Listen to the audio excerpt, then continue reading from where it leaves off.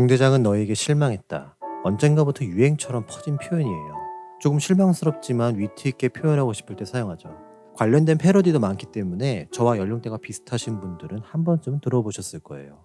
중대장은 뭐가 그리 만족스럽지 못한지, 부하들은 뭘 또 그리 잘못하는지, 언제나 중대장은 부하들에게 실망만 하는 존재처럼 남게 되었죠.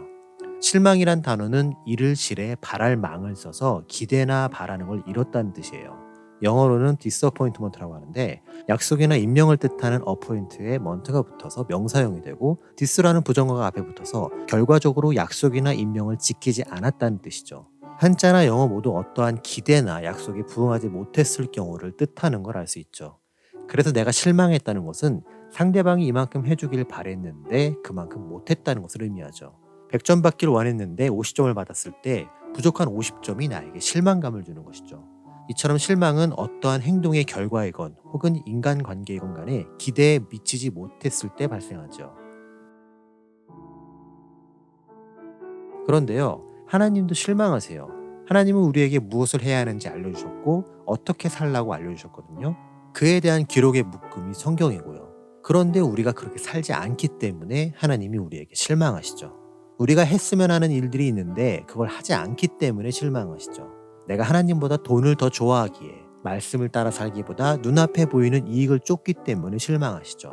내가 하나님보다 사람을 더 의지하고 하나님보다 사람을 더 믿고 따르는 모습을 보면서 실망하시죠. 이번에만 도와주시면 이렇게 할게요. 다시는 이런 죄를 짓지 않을게요. 라고 기도하지만 얼마 못 가 여지없이 동일한 죄를 짓는 우리를 보고도 실망하시죠. 뭔가 시련과 고난 가운데서는 하나님을 찾는 것처럼 보이다가 살만하고 여유 생기면 내 맘대로 하는 모습에 실망하시죠. 내가 하는 일은 선한 일이고 내 교회가 하는 일은 좋은 일이며 이를 방해하거나 비판하는 세력은 모두 다 사탄이며 저주받은 것들이라고 말하는 모습에 실망하시죠. 그냥 이런 것들이 계속 쌓이고 쌓이니까 크리스천이라는 사람들의 이중성과 위선을 보시고 하나님은 실망하세요. 큰일이죠. 이런 얘기를 듣고 날 돌아보니 난 하나님께 실망만 주는 존재인데 어쩌죠? 그들이 말하는 것처럼 이번 생은 틀렸다고 해야 하나요? 이제라도 잘해보려 노력하기엔 난 부족한 거 투성인데요. 하지만 괜찮아요. 나의 모든 것들이 그분께 실망스럽다 하더라도 괜찮아요. 왜냐하면 제가 지금까지 여러분들을 속이고 거짓말을 했거든요. 다시 말해 애초에 하나님이 우리에게 실망한다는 것 자체가 말이 안 되는 거예요. 앞서 실망이란 단어를 설명할 때 기대나 바라는 것을 잃었다고 했죠. 기대나 약속에 부응하지 못하거나 결과가 예상과 다를 때 실망을 한다고요. 미래의 결과를 모르는 사람이 실망하는 거죠. 하지만 반대로 실패할 걸 알았다던가 문제가 생길 걸 미리 안다면 어떨까요? 예를 들어 손에 물건을 쥐고 있는데 그 손을 피면 물건이 땅에 떨어지겠죠. 당연한 결과니까요. 그걸 보고 우린 실망하지 않아요. 뻔히 예측 가능하며 누구도 결과를 부정할 수 없으니까요. 그래서 실망하지 않는 거죠. 그렇다면 전지전능한 하나님, 즉 모든 걸 다 알고 모든 일을 다 하실 수 있는 그분이 우리의 미래에 대해서, 실패에 대해서, 변심에 대해서 모르실까요? 아니면 놓치는 부분이 있을까요? 그랬다면 신이 아니겠죠. 전지전능하다는 수식어도 어울리지 않고요. 그래서 애초에 모든 걸 다 알고 계신 하나님은 우리에게 실망조차 하지 않으세요. 내가 어떻게 행동할지, 결과가 어떨지에 대해 이미 다 알고 계시니까요. 그런데도 우리는 나의 어떤 행동으로 인해 하나님을 실망시킨다, 그래서는 안 된다, 하나님의 기대에 부응해야 한다는 식의 표현들에 이미 익숙해져 있어요. 그리고 이러한 표현은 목회자들이나 혹은 분별력을 잃은 채 그들에게 적응되어 버린 또 다른 크리스천들로부터 오랫동안 들어왔고 그것이 옳은 것처럼 여겨졌기 때문이죠. 그렇다면 그들은 왜 그렇게 표현하는 걸까요? 하나님의 실망이라는 표현은 교인들을 경건하게 혹은 근면성실하게 묶어두는 좋은 명분이 되거든요. 사람에게 실망감을 주었다면 냅둬 지만 감정 있어 나도 감정 있거든 이러면서 무시하고 넘기거나 관계를 끊어버릴 수 있죠. 그런데 하나님을 실망시켰다 하면 혹시나 내가 복을 받는데 지장이 있거나 나중에라도 나의 구원에 부정적 영향을 주지 않을까 하는 두려움이 생기거든요. 그래서 믿음이 좀 더 오래되었거나 깊다고 생각하는 교인일수록 이런 표현에 민감하게 반응하고 돌아보려 하죠. 물론 하나님의 뜻에 민감하게 반응하고 늘 자기를 돌아보려는 자세는 매우 바람직하고 좋은 모습이죠. 그런데 그 좋은 태도가 오해로부터 시작되었으면 그래도 괜찮다고 해야 할까요? 결과적으로 좋아졌으니 시작이 어찌되었건 괜찮다고 생각할 수도 있죠. 저도 부분적으로는 동의하고요. 그런데 이런 것들 하나하나가 하나님에 대한 오해로 변하고 진리가 왜곡되며 그로 인한 무게감으로 인해 하나님을 멀리하게 된다면 얘기가 달라지지 않을까요?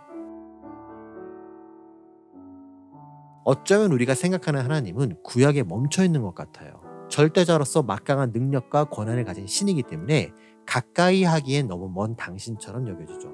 하나님을 함부로 대하면 안 된다는 좋은 의도와 생각이 하나님께 가까이 하는 것도 부담스럽게 만드는 거죠.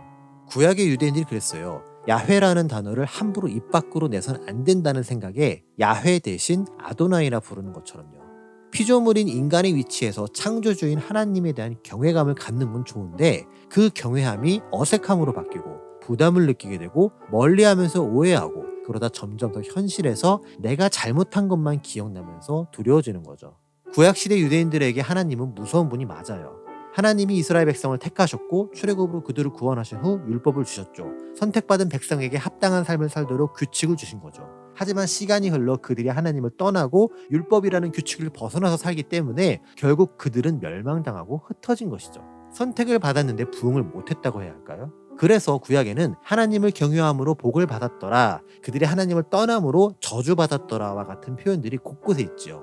그래서 구약을 읽는 우리는 잘못하면 혼나고 두들겨 맞고 잘해야만 축복받는다는 느낌이 들 수밖에 없어요.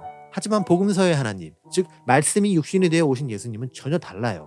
간혹 자신만이 옳고 하나님의 뜻을 잘 분별한다는 바리새인과 같은 사람들에게는 아주 진지하고 엄중하게 말씀하시지만 대다수의 사람들을 대하실 때 예수님은 누군가를 심하게 비난하던가 꾸짖지 않으세요. 또한 있는 모습 그대로 다가오는 사람들을 그 모습 그대로 받아주셨죠. 과거에 어떠했든지 지금 어떠하든지 간에 상관없이 그 사람 자체로서 맞아주신 것이죠. 그러니 우리가 어떻게 해서 하나님을 실망시키지 않고 만족시킬까를 고민하지 말고 지금 모습 그대로 다가가세요. 우리의 수준에서 이것저것 다듬고 단장하고 간다 한들 그분께 만족스럽지도 않을 것이고 우리의 어떠한 인간적 노력으로 하나님의 마음을 흡족하게 할 수도 없으니까요. 그저 우리가 할 수 있는 것은 하나님을 창조주이며 절대자로 인정하고 나는 그분이 만든 피조물임을 인지하는 것뿐이에요. 그분의 능력과 주권 그리고 나의 위치와 부족함을 고백하는 것이죠. 한 사람의 인간으로서가 아니라 하나님의 자녀로서 내가 인생을 살아갈 때 그분을 떠난 삶은 아무런 의미가 없으며 그래서 하나님 없이 나는 아무것도 아님을 인정하는 거예요. 다시 말해 자기 부정이죠. 하지만 자기 부정이 모든 걸 다 내려놓고 포기하라는 뜻이 아니에요. 노력 없이 될 대로 되라는 식으로 살라는 게 아니죠. 내 안의 한계를 인정하고 내가 모든 걸 완성시킬 수 없음을 인정하는 거예요. 오히려 그 한계를 넘어 나머지 부분까지 채우시는 것은 하나님이시죠. 그래서 유익한 자기 부정은 자신의 한계를 알고 하나님의 일하심에 대한 기대를 가지게 만들지만 독이 되는 자기 부정은 자아 비판으로 인해 비관적인 삶의 자세로 바뀌게 돼요. 예를 들어 설명하면 이런 거죠. 어떤 사람이 정말 성실하게 최선을 다해 노력했는데 100점 만점에서 50점을 받았어요. 그리고 지금 사람들이 그의 50점을 보고 수군거리며 조롱해요. 내가 이 상황에 처한다면 속상하죠. 창피하니까 일단 숨고 싶은 게 당연한 반응이에요. 그런 상황에서 유익한 자기 부정을 하는 사람은 내가 하나님 앞에서 최선을 다했으니 그걸로 됐다. 내가 얼마만큼 노력했는지 하나님이 아시기 때문에 그분이 나에게 주신 능력 안에서 나의 최고점은 50이다. 비록 지금은 50이라는 점수가 웃음거리지만 나머지 50은 때가 되어 하나님이 채우실 것이라는 믿음을 가지게 되죠. 혹자는 이런 태도를 보고 뻔뻔한 거 아니냐, 자기를 속이는 게 아니냐라고 생각할 수 있지만 하나님 앞에서 떳떳하게 그리고 최선을 다했다면 괜찮아요. 오히려 30점만큼 노력했음에도 어쩌다 50점이 나왔는데 나머지 50은 하나님이 채우시겠지라는 태도가 뻔뻔한 거죠. 하지만 반대로 독이 되는 자기 부정을 하는 사람은 동일한 상황에서 아직 채워지지 않은 것을 기대하지 못하고 오히려 그것을 부족하다 여기며 끊임없이 자기를 몰아세워요. 남들은 100점도 받고 70, 80, 90도 받는데 난 50이 최고네? 왜 이 모양일까? 난 안 되는 걸까? 최선을 다했는데 어째서 결과는 50밖에 안 될까? 이런 생각의 굴레에 갇혀버리죠. 그러다가 사람들이 나에게 실망하고 하나님도 나에게 실망하는 것처럼 느껴져요.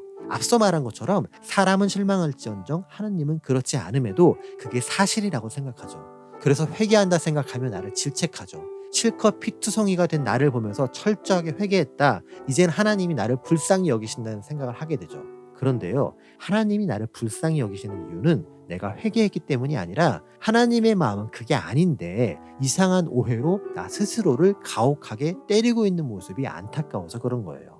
지금 이렇게 얘기를 하고 있는 저도 그래요. 유익한 자기 부정과 독이 되는 자기 부정의 차이를 알고는 있는데 그 미묘한 경계선상에서 독이 되는 자기 부정 쪽으로 치우칠 때가 많아요. 그리고 그 독에 중독되어 심하게 아프기도 하고요. 그래서 기도가 필요하죠. 내 힘만으로는 안 되니까요. 그런데 또 너무 힘들면 기도조차 나오지 않잖아요. 기도하기 위해 하나님을 부르긴 했는데 아무런 말도 나오지 않고 오히려 몸 안의 내장들을 토해내듯 깊은 한숨만 나올 때가 있죠. 그럴 때 장황한 기도를 쏟아내지 못해도 괜찮아요. 그냥 아파요, 힘들어요 하면서 눈물만 나와도 괜찮아요.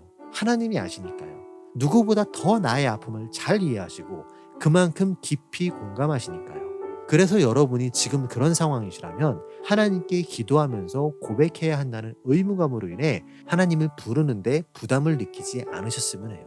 사람은 상대방이 왜 그리고 얼마나 아픈지 모르지만 하나님은 모든 걸 다 아시고 그 아픔 가운데 내가 어떻게 반응하는지 지켜보셨고 처음부터 지금까지 하나님께 다가오기를 기다리셨으니까요.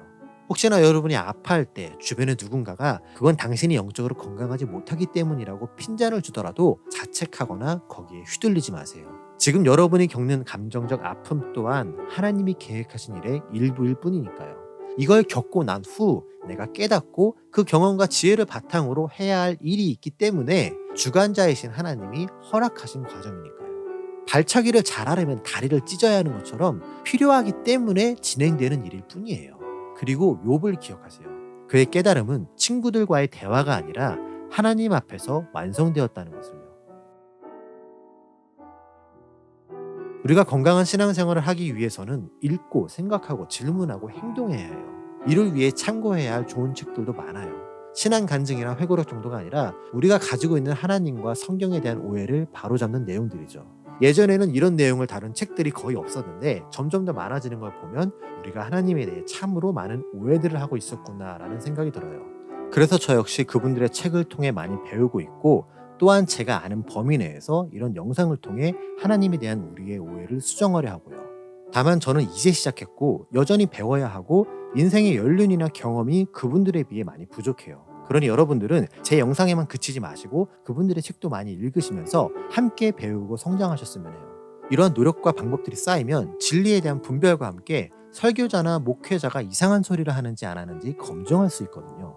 그리고 이런 검증 수단이 잘 발달되면 결국 우리의 영적인 유익과 함께 그리스도의 탈을 쓰고 미혹하는 자들로부터 나를 지킬 수 있는 보호막이 되죠.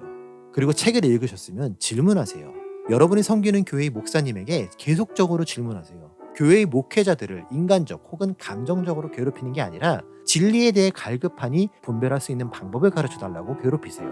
그리고 답을 얻으셨다면 그것들을 분석하고 다른 목회자들의 답과 비교 대조하면서 검증하세요. 교회의 목회자들에게 묵상과 고민과 연구가 없다면 그 피해는 고스란히 성도들에게 돌아갈 것이며 결국 교회가 부패하고 망가질 수밖에 없어요. 그래서 우리는 나도 살고 쓰러져가는 교회를 막기 위해서라도 좋은 책을 읽고 질문하고 검증하는 노력을 해야 해요. 그리고 그러한 노력의 선두에 여러분이 계셨으면 좋겠어요. 그렇게 깨어있는 지성으로 생각하며 신실하게 생활하는 분들이 많아지길 소망하며 다음 시간에 만나요.